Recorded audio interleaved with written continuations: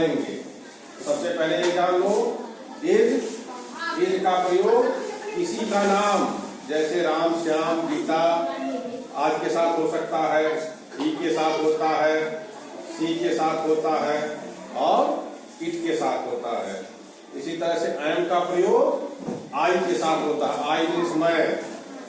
और आर का प्रयोग यू अर्थात तुम, वी मतलब हम या हम लोग, अब दे मीन्स वे, इन सब के साथ आर का प्रयोग होता है। अब इसको ट्रांसलेशन में कैसे यूज करेंगे ये जानना हमको। तो ट्रांसलेशन करते समय सबसे पहले हमको लिखना है सब्जेक्ट। सब्जेक्ट मतलब जो काम को कर रहा हो, और उसके बाद इज, एम या आर का प्रयोग करेंगे उसके हिसाब से, और उसके बाद होगा ऑब्जेक्ट।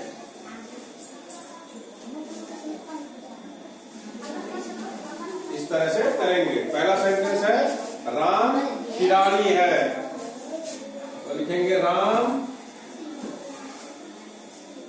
किसी का नाम है यानी नेम है, तो इसके साथ इज का प्रयोग होगा।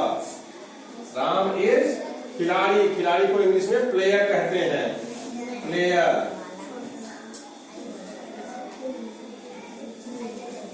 ठीक है।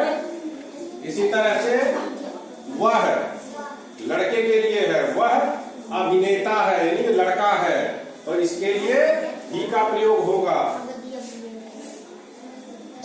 ही और ही के साथ क्या बताया हमने, इज का प्रयोग होगा।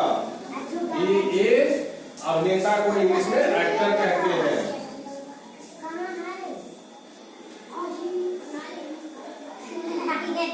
ठीक है, ही इज एक्टर। फिर ऐसे वह लड़की गायिका है, गायिका मतलब सिंगर, और वह लड़की के लिए सी का प्रयोग होता है। और सी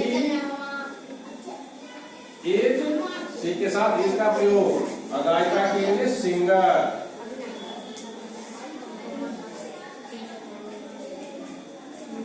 फिर इसी तरह से यह एक कलम है, तो वस्तुओं के लिए इट का प्रयोग होता है। यह इट मीन्स यह होता है, इट और इट के साथ इसका प्रयोग। इट इज, और एक कलम, एक पेन, एक पेन। फिर इसी तरह से मैं विद्यार्थी हूं, मैं की इंग्लिश आई के साथ क्या प्रयोग होगा, एम। आई एम, और विद्यार्थी की अंग्रेजी होती है स्टूडेंट।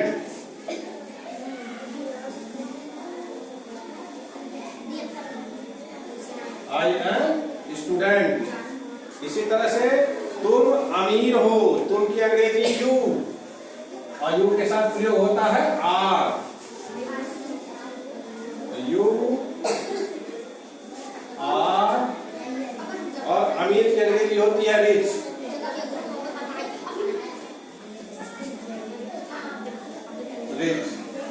फिर इस तरह से हम लोग गरीब हैं, हम लोग की अंग्रेजी है वी, और वी के साथ आर का प्रयोग होता है, तो इसके लिए लिखेंगे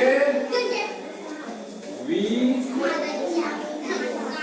आर, और गरीब की अंग्रेजी होती है पुअर।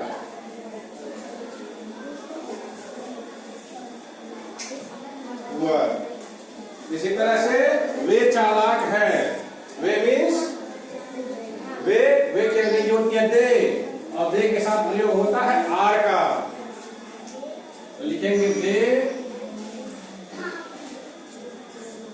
आर चालाक, चालाक की अंग्रेजी होती है क्लेवर।